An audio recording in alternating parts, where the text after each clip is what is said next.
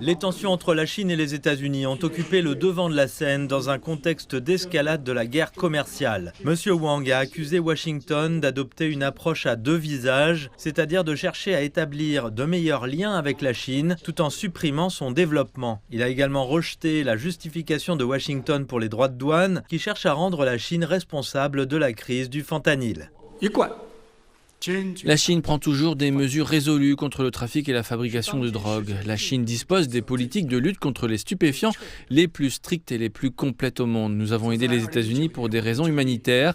Les États-Unis ne devraient pas répondre à la bonne volonté par de l'hostilité ou imposer des droits de douane arbitraires sur les produits chinois. Monsieur Wang a toutefois adopté un ton conciliant, affirmant que la Chine et les États-Unis pouvaient encore devenir des partenaires et se soutenir mutuellement dans leur réussite. Il a également souligné le leadership de la Chine au sein de l'Organisation de coopération de Shanghai, l'OCS, un bloc économique et de sécurité régionale qu'elle a contribué à créer en 2001. En tant que présidente tournante de l'organisation cette année, la Chine accueillera le sommet de l'OCS dans la ville septentrionale de Tianjin cet automne.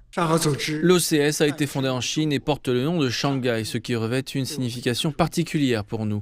En tant que présidente tournante, la Chine accueillera cette année plus de 100 événements dans les domaines de la politique, de la sécurité, de l'économie et de la culture. Les dirigeants se réuniront au bord de la rivière Haihe pour réfléchir aux réalisations de l'OCS, planifier l'avenir et dégager un consensus en faveur de la coopération. Monsieur Wang a également souligné les 50 ans de relations diplomatiques entre la Chine et l'UE. Bien que les tensions subsistent sur les véhicules électriques et les secteurs des nouvelles énergies, il affirme que les deux parties ont la capacité et la sagesse de résoudre les différends par le dialogue. Réaffirmant l'engagement de la Chine à l'égard des pays du Sud, Monsieur Wang a déclaré que le développement restait la principale priorité.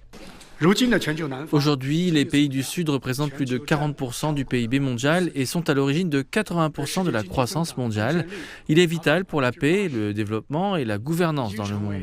Nous devons maintenir le développement au cœur de l'agenda mondial, renforcer nos capacités et avancer ensemble vers la modernisation.